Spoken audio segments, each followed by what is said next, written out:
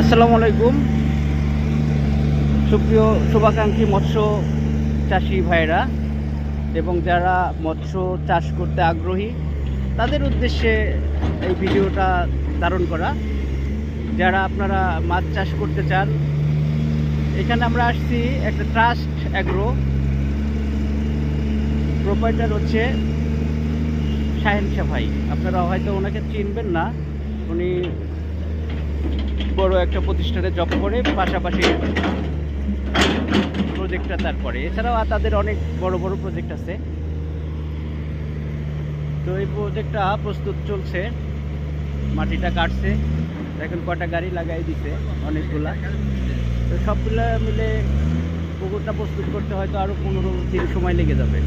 15 দিন সময় পরে প্রস্তুত হয়ে গেলে, পুকুরের পাড়টা ঠিক হয়ে গেলে তারপরে পুকুরের প্রস্তুতির কাজ সম্পন্ন হবে, শুরু হবে। আপনারা একটু দেখে রাখেন।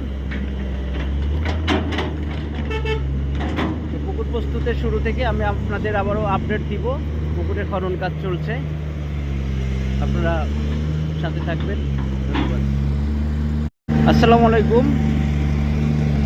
সুপ্রিয় শুভাকাঙ্ক্ষী মৎস্য চাষি ভাইরা এবং যারা মৎস্য চাষ করতে আগ্রহী তাদের উদ্দেশ্যে এই ভিডিওটা ধারণ করা।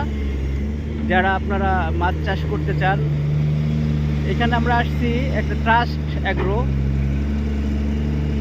প্রোপাইটার হচ্ছে শাহেন শাহ ভাই। আপনারা হয়তো ওনাকে চিনবেন না, উনি বড় একটা প্রতিষ্ঠানে জব করে, পাশাপাশি